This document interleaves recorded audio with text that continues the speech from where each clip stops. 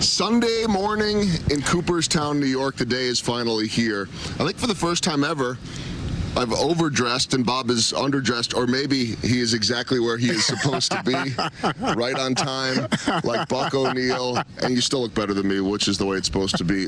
It's finally here. What do you think? It is here. It is here, and it's a moment that I've been thinking about ever since we got the news that he had been voted in back in December of last year, and so it's still a little bit surreal, but, you know, as we get closer and closer to that magic moment of his official induction, I'm sure that there'll be some tears shed. It's an interesting place because everywhere you look, there are Hall of Famers, or at least signs of those Hall of Famers. And you've been around these guys forever, so I know you still think that's a cool thing. I wish that your late friend and your idol, Hank Aaron, was here. Of course, we wish Buck was here.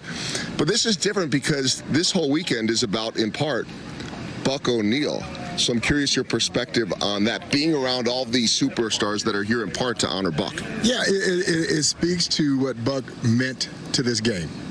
That some 16 years after his passing, his presence is still felt so strongly, and there's so much joy around his induction and inclusion now in the National Baseball Hall of Fame, even with the likes of Big Papi and others who are going in.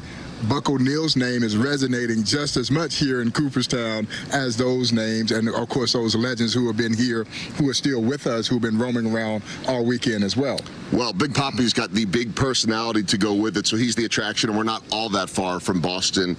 But then again, when you talk about big personalities, that was Buck in his special way, too. I asked Joe Posnanski this question the other day. It's a question I've asked you many times in different contexts over the years. It's still one of my favorite questions to ask you.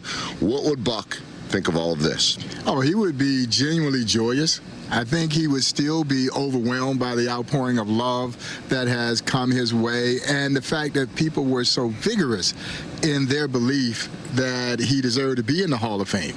And I know he would want to say thank you to all of his fans who kind of remained, again, vigilant through the last, well, up to that point, 15 years that he belonged there, and they never gave up on it. And so there's a level of vindication amongst those who carry that level of belief, and I know he would be very gracious and thankful for that. He might also wonder right now, I don't know, why I haven't yet asked about Bud Fowler and Minnie Minoso, because he would want the attention on them. That's a significant part of this weekend, isn't it? Yeah, no, and you know, Buck was, there was not a self-serving bone in Buck O'Neil's body. And so, yeah, he would want to make sure that there was shine on Minnie Minoso, who was his dear friend, as well as my late, great dear friend, and Bud Fowler, the first black professional baseball player to play on white professional teams.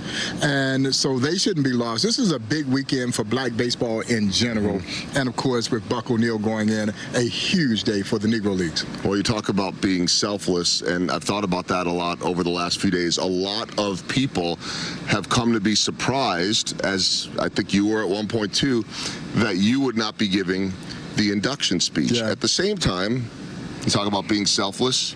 Buck had the great line of, well, that's how the cookie crumbles. Yeah. And there's protocol here, right? And so it will be family. But I'm wondering what that means to you in the sense that, well, first off, you get to sit there and dress in your Kansas City Monarchs gear instead of your greatest suit of all the many suits of all time. But how have you processed all of that?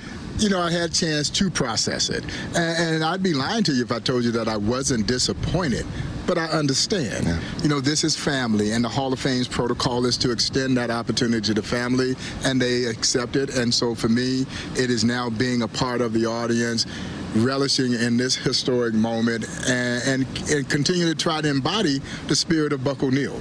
And then we'll turn our attention to the business at hand of trying to raise some money, just as Buck O'Neil would have wanted us to do. Yeah.